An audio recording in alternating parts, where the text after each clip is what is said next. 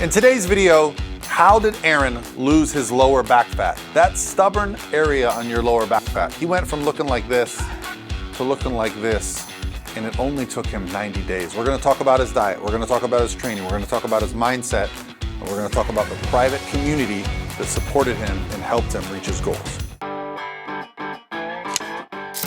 All right, guys, so in today's video, we're gonna talk to Aaron, who was our winner of our Fall into Fitness Transformation Challenge. Now, winning that challenge, no small feat. We had some amazing people that were in it. I'm gonna have some more interviews coming out for you guys, but I wanna share this information because why? Success leaves clues. So I want you to hear from Aaron, hear what his experience was. We're also gonna talk to some other people that entered.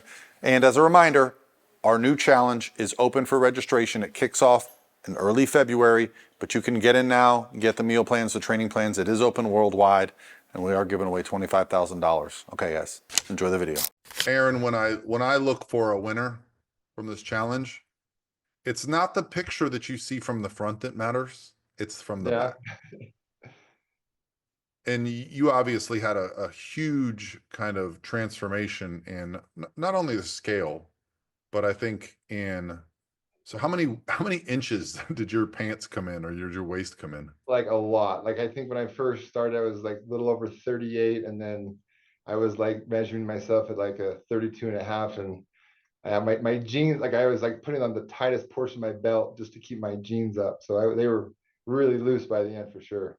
Let's talk about a little bit, if we could get a little bit of detail on your diet. So talk about calories when you started the challenge, then where they were towards the end, even with like, you know, maybe if you had two separate days, because you said you had like for your lower body days, you were doing a little bit of extra 400 calories or so. So talk to me about the calorie ranges you were using.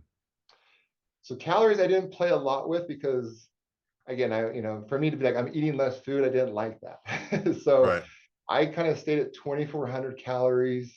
I think I got as low as 2,300. I think there's a couple times I tried to go to 2,250 and I was like, no, no. So I stayed between 2,300, 2,400 calories pretty consistently. I used your macro calculator and I did the best I could to make sure, the 4 times a day I ate, I really made sure my carbs, my fats, my proteins were pretty much the same ratio for every meal. So that way, it's not as if like one meal was protein heavy or carb heavy, the other one was fat heavy. I want to make sure my body felt pretty good throughout the entire day. Yep. No better way to make sure that I'm getting the exact same from every macro source. And so I was like at 17 to 18 grams of fat. It was about 50 grams of protein and about anywhere between 60 to 70 grams of carbohydrates. Put me in that ballpark. And so I created meals that I could, would be in that ratio, and I would eat those 4 times a day. And that's kind of, I just found a routine and just stuck with it when it came to my food. Where I made adjustments was cardio. All I did was walking, just like you've been preaching. And I took it to a whole other level where, okay, so the first week, 7,000 steps. The next week, 8,000 steps. And then in the third week, I actually kind of tweaked a muscle in my neck when I was incline benching. And so I had to take a break from lifting for maybe a week and a half. And so then I immediately jumped my steps up to maybe 12,000 steps to make up for that lack of time when I would normally be lifting weights. And so then once I got up to, I hit the maximum I got to was 15,000 steps, and that was the most I could do. So then I started incorporating maybe a 30-minute incline walking. I'd start with 3 miles per hour, no incline. And then the next week, 3.2 miles per hour, 2% incline. Then I went up to 3.4 miles per hour, 4%. So I ended up the challenge being at 3.8 miles per hour and doing 10% incline. Ooh. And that kind of was enough to make sure that every week I lost 2 pounds. And it just Say that 3.8 is, I call that a light jog almost. I mean, that's really, you got to keep up with that. I was definitely sweating. I mean, I have long legs, so for me, it's a little bit easier. But yeah, I was definitely sweating, but I'd only do it for 30 minutes. So, but again, I worked up to it, so my body was easily could do it. It just was another extra way to burn 50 to 100 calories that week that I probably normally wouldn't have. So I'm assuming you have a treadmill at home, because I look outside and I see it's nice and cold there in Utah. Yes, treadmills. I did all through the treadmill. Yeah. So so did you have a treadmill prior to this, or was this something you decided to purchase? No, yeah, I had a treadmill prior. Okay. I It usually just, would row. I usually had a rower, but again, I was exerting more. I was like, okay, I'm doing too much. Let's do some walking.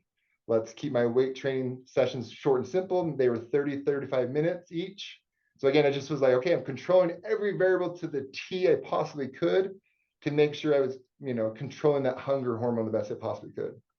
yeah, I just did a interview with Joy, who was our over 50 female winner, and it turns out she set a step goal for the week to hit, around 100,000 steps for the week we were discussing. And she actually found that towards the end of the challenge, the weight was going off too quick, so she slowed down the walking, increased the food, and the weight just kept dropping. So she's actually 2 or 3 pounds lower now than she was when the challenge ended. So how has your post challenge been? Because again, this is a typically difficult time, right? Into the holidays. Oh yeah, it is. Yeah. So yeah, I've put on a few pounds. Again, nothing to where I'm too concerned. I'm kind of, I'm hovering at 202, 203 right now. Amazing. But again, I feel comfortable. I feel confident. I'm debating whether I want to, I guess I've been doing some research and I saw there's some like an NPC show in Utah, which I've never competed in before. There's one happening in May, and I'm just considering whether I want to jump on that bandwagon for a few more months and see what I could do with that competition for fun. But I'm just kind Yeah. of considering that option maybe. So I'll actually be out there for that show. If you're talking about the Wasatch Warrior, which is in Salt Lake City, Uh-huh. I've been to that show the last 4 years. Lovely event. So even if you don't compete, come say hello. We'll watch it together. But yeah, I think Oh, that's a great idea. And it's funny you mentioned that because that's how I got into bodybuilding. I did me and a friend of mine were like, well, let's get into shape. We were always in good shape, but we were like, let's really, do the bodybuilding thing, yeah. not to do a show. But I found that to reach that next like level for me was okay, I need a deadline, I need a goal. And I did a bodybuilding show a year later, and I hired my first coach, and that was a game changer for me. And that's why this challenge I find is helpful because it gives you that timeline, right? So other people are pushing. Did you think like, I might have a chance to win this thing? Well, I seen the prior winners, and I was kind of like, yeah, I look very close to them. So I've just been, thinking possibly, and then so that was the goal. I mean, I was thinking, okay, what do I need to do?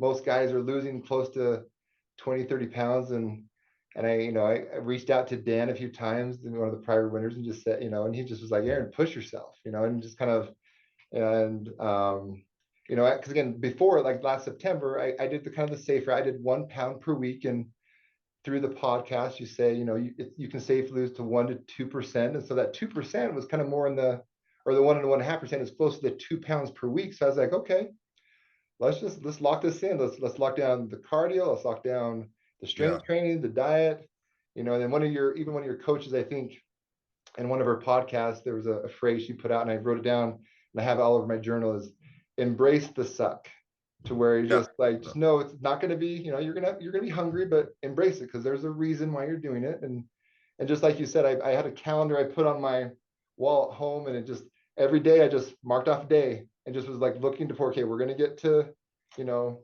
this first week of December. That's the goal. Keep with it. There's going to be days that are going to be harder than others, and there were some days where it's like, oh man, this is hard, and other days like, oh, this is easy, as I just got into routine mode and can just go. And for me, that's when I get into routine, I can stick with it pretty quickly. But I got to be able to, control that hunger, and that was my biggest concern. And like I said, this was a lot easier learning how to incorporate those repeat days like I did. For me, when I have these challenges, the goal is to create something that allows you to take what you did, apply it to yourself. You mentioned possibly doing a bodybuilding show, and I think that's wonderful.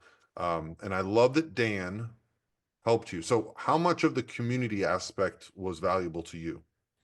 So that was huge. I mean, I'm not a huge contributor. I mean, I know in our Facebook group, there's like top contributors and whatever. There's kind of how often people talk, and I obviously didn't have that against my name, but I definitely listened to every coach's podcast, answering all the different questions. I always submitted a question that they answered for me. But yeah, the community was huge because again, those days when like I was saying it was harder, I would log in and just like read through people's, positive stories. This is what I'm doing, Yeah. looking at different recipes. No, it was a game changer knowing, okay, I'm not the only one trying to embrace the suck. There's a lot of other people out there too. So if I can learn from them, see what they're eating, see how to maybe change my diet a little bit, how to, again, I love to listen to podcasts and, YouTube things when I'm just walking. So that way I'm learning different things, staying active. But no, I really, really enjoyed the group and found it very, very beneficial. Being able to ask questions, reach out to some of the prior winners, and you know, I mean, in one of Dan's posts, I remember him saying just like push yourself. I mean, this is 90 days. If you take it easy for 90 days, then if you're gonna lock it in and get the success you're looking for in 90 days and go from there. And so something that he mentioned, I mean, I had a journal. So every day I wrote in my journal, just saying, okay, how was today? How was my hunger today? Was it good? Was it bad? Was my nutrition on point? How was my cardio? Did I hit my steps? How was strength training? Did I go hard? Did I accomplish everything I needed to there? Am I injury? Any injuries I need to kind of keep an eye on? How's my stress level? Did I, keep things manageable that way? How's the wife? How's the kids? Everyone happy? Is my employer happy? Like, I mean, I'm not, neglecting them at all. And Right. then what time did I go to bed? Like just making sure sleep was a priority, trying to get to bed every night at 10 o'clock, get up at 6 a.m. That was just the regimen I followed. And like I said, it was quite helpful. All right, hopefully you enjoyed that information from Aaron. Be sure to follow up for more of these 90-day transformations because I'm going to be sharing so many amazing stories and we're going to show you exactly how you can get the physique that you're after and keep it.